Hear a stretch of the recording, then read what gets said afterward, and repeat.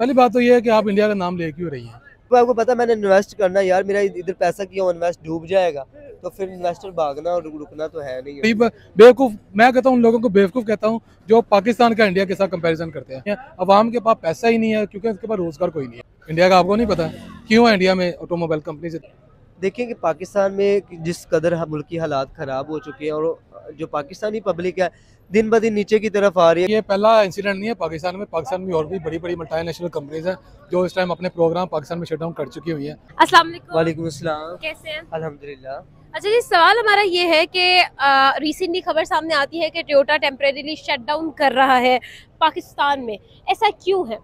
देखिए कि बढ़ती हुई महंगाई की वजह से जब एक चीज़ प्रोडक्ट मैं बनाता हूँ, मेरी प्रोडक्ट बिकती नहीं है पूरी दुनिया, पूरे पाकिस्तान में सारे शहरों के अंदर बिकती नहीं है, आखिर में आगे बंद ही होना और क्या होना है।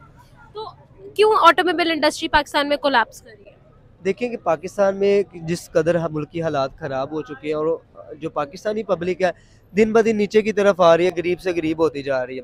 बंदा तो पहले जो था ना, आज तकरीबन कुछ 5-10 साल पीछे चले जाए, तब था कि जब सैलरी का कुछ हिस्सा निकाल के जोड़ा जाता था, कमेटियाँ समझे कमेटी डाल दी जाती थी, पैसे इकट्ठे होते थे, तब जाके बंदा कोई ना कोई गाड़ी खरीद लेता था अपने बच्चों के लिए, अपनी बीवी के लिए, घर वालों के लिए, फैमिली के लिए। लेकिन आज इतना कि वो हमारी सैलरी इतनी है, सैलरी अच्छी है, उतनी उससे ज़्यादा हो गई होगी, लेकिन महंगाई इतनी है कि वो आजकल वो क्या कहते हैं, जो खाना खाते हैं वो नहीं पूरा हो रहा हमारा, जो बच्चों की स्कूल की फीस है वो पूरी नहीं हो रही, तो फिर गाड़ियाँ ये वो दूर की बात है। ऑटोमोबाइल इंडस्ट्री इस तरह से कोलैप्स कर रही है, आखिर क्यों?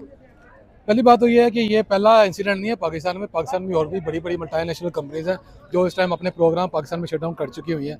सबसे पहले नंबर पर जैसे बात की जाए, होंडा कंपनी है, होंडा की मैन्युफैक्चरिंग पाकिस्तान में बंद हो चुकी हुई है। उसके बाद किया है, किया की बंद होगी। उसके बाद सुजुकी है, सुजुकी भी बंद हो गई है। ठीक है, अब जाके टोयोटा जो कंपनी है ये भी अपना ऑफिशियली जो अपना प्लांट है ये बंद करने जा रही है। पाकिस्तान के लिए बड़ी यारी लम्बा फिक्रिया बन चुका हुआ है। पाकिस्तान के जो हालात ख़राब हो रहे हैं सिचुएशन की वजह से, इतनी इतनी बड़ी बड़ी कंपनीज बंद हो गई हैं, लोगों के रोज़गार बंद हो गए हैं।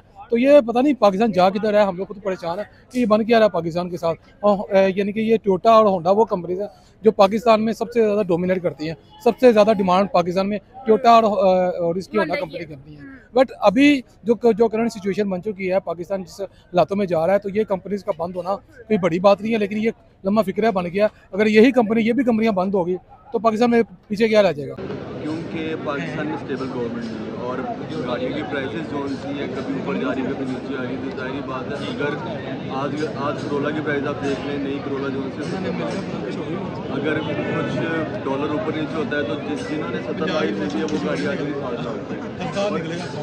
अल्लाह ना करे अगर महंगाई होती है दोबारा तो गाड़ी चला दे रहे हैं, तो स्टेबिलिटी है ही नहीं यहाँ पे। अगर ऊपर इधर भी है वायर भी, अगर सैलरी थोड़ा सोच गाड़ी से बेच सके यार, मैं अगर इसको खरीदूंगा तो मुझे अगली गाड़ी कौन सी। तो आप होंडा देख लें, किया देख लें, काफ़ी प्रोडक्शन है ऑटोमोबाइल इंडस्ट्री।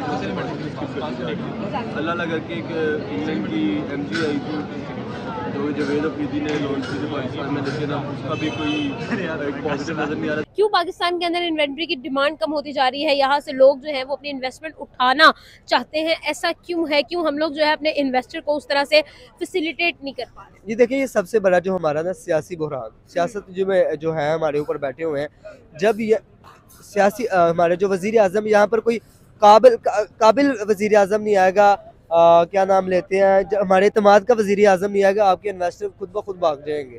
जब आपको पता मैंने इन्वेस्ट करना यार, मेरा इधर पैसा क्यों इन्वेस्ट डूब जाएगा, तो फिर इन्वेस्टर भागना और रुकना तो है नहीं है। अच्छा, ये बहुत सी जितनी भी शटडाउन की आपने बात की, इनमें मैक्सिमम ये लोग यही जो है वो क्लेम करते हैं कि इन्वेंट्री की डिमांड कम हो गई है।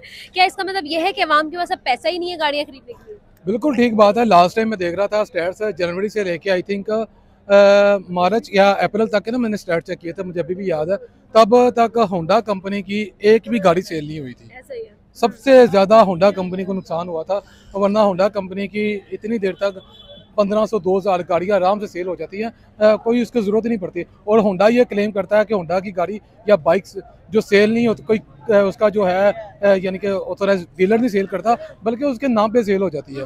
बट ये बहुत बड़ा के मसला बन गया हुआ था कि उनको ये मजबूरी बन गई ये बंद करने की। तो पाकिस्तान के जो हालात हैं, पाकिस्तान की जो सिचुएशन बन चुकी हुई है, अवाम के पास पैसा ही नहीं है क्योंकि उसके पास रोज़गार कोई नहीं है, रोज़गार इन्हीं कंपनीज के साथ था। MGHS और ZS चल रही है पाकिस्तान में, एक इलेक्ट्रिकल कार इंडिया में लॉन्च हुई है, वो सुनने में आ रहा है पाकिस्तान में निकली है। ठीक है। अच्छा, देखने में आया कि काफ़ी कंसेक्टिवली ये वाली खबरें हमें सामने आती है कि ऑटोमोबाइल इंडस्ट्री में आज इस ब्रांड ने जो है अपनी प्रोडक्शन बंद कर दिया, और मेन रीज़न ये आती है कि इन्वेंट्री की जो डिमांड है वो बहुत कम होती जा रही है। अब ऐसा क्यों? क्योंकि हमारी इम्पोर्ट बंद है इस टाइम। इम्पोर्ट एक्सपोर्ट हम करते वैसे ही नहीं करते, इम्पोर्ट हम सबसे ज़्यादा करते हैं और इम्पोर्ट हमारी हो गई है। अगर आपका गाड़ी का कोई भी एक्सपेयर पर ख़राब हो जाता है, जैसे होंडा का हो जाता है या आप किया किसी भी गाड़ी का ले लें या टोयोटा के ले लें, अगर आपको कुछ चीज़ इम्पोर्ट करानी पड़ती है तो प्रॉब्लम मिलेगी, मतलब वो चीज़ आपकी जाएगा, वो आप इस्तेमाल नहीं कर सकते। आपकी इम्पोर्ट जब तक नहीं मिलेगी, जब तक आपकी एक स्टेबल गवर्नमेंट नहीं आएगी, तब तक आपकी गाड़ी की प्राइसेस जो होंगी वो नॉर्मल भी नहीं होंगी और ना ही कोई ऑटोमोबाइल इंडस्ट्री पाकिस्तान में रहेगी। अच्छा, हम लोग देखते हैं एक बहुत बड़ा डिफरेंस, जब पाकिस्तान की तरफ आते हैं तो पाकिस्तान में foreign investors specially automobile industry की बात करें तो वो उस तरह से अट्रैक्ट नहीं होते, जबकि जब इंडिया की बात की जाती है उनकी अपनी प्रोडक्शन इतनी स्ट्रॉन्ग है, India 3rd largest automobile industry है पूरी दुनिया की, ये क्यों? क्योंकि उनकी अपनी जो रॉ मटेरियल वो उनकी रॉ मटेरियल यूटिलाइज करना था पाकिस्तान में। तो पाकिस्तान की मेरे ख्याल से अपनी जो यूनाइटेड मोटर्स है उन्होंने एक छोटी सी ब्रावो डब्बा सी गाड़ी निकाली, ये मेरे ख्याल जिसमें ABS और ABS सिस्टम नहीं है। तो डब्बा गाड़ियाँ कितने की हो, आई गेस 20-25 लाख रुपए की, और किसी काम की नहीं है। मैं कहता हूँ उससे बेहतर है बंदा 8-10 साल पुरानी ऑटो ले ले, वो ज़्यादा बेहतर है। लेकिन India 3rd largest automobile industry है, और जब पाकिस्तान की बात करते हैं तो क्राइसिस में घिरी हुई है ऑटोमोबाइल इंडस्ट्री, ऐसा क्यों? पहली बात तो ये है कि आप इंडिया का नाम ले क्यों रही हैं? इंडिया का आपको नहीं पता क्यों है इंडिया में ऑटोमोबाइल कंपनीज इतनी ज़्यादा बड़ी बड़ी क्यों?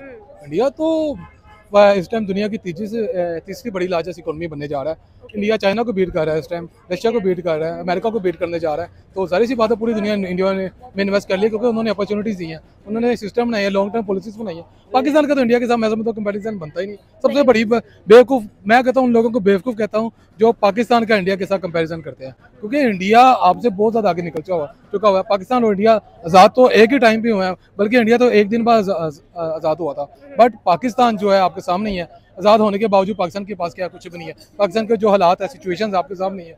पॉलिटिकली हमारे मुल्क में फ्लक्चुएशन है, यानी कि फाइनेंशियली देख लें, फाइनेंस नहीं है लोगों के पास, लोग अपने बिल लेके वो नहीं पूरे कर पा रहे। एक बंदा जिसकी तनख्वाह है वो 10,000, 20,000, 25,000 तनख्वाह है, उसको 50,000 बिल आ गए हैं। लोग अपने घरों की चीज़ें बेचने तक जा रहे हैं। तो क्या आप समझती हैं कि इस टाइप के मुल्क में ऐसी इन्वेस्टमेंट लेके आना और ऐसी चीज़ें सेल होना मुमकिन है? बिल्कुल नामुमकिन है। पाकिस्तान और इंडिया का कंपेरिजन बनता नहीं है। कि जब हम इंडिया की तरफ देखते हैं, इंडिया तीसरी बड़ी ऑटोमोबाइल इंडस्ट्री, जब हम पाकिस्तान की तरफ देखते हैं तो जो फॉरेन इन्वेस्टर्स हैं वो भी यहाँ से जा रहे हैं, क्यों है ऐसा? ये देखिए, जब तक हमारे जो सियासी मामलात हैं ये ठीक नहीं होंगे तब तक हमारे मुल्की निज़ाम सब के सब खराब होते जाएंगे।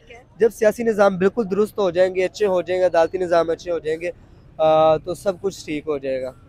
इंडिया अपने पाँव पे खड़ा है। इंडिया के ऊपर कोई कर्जा नहीं है। इंडिया ने किसी को कोई सूद नहीं देना था।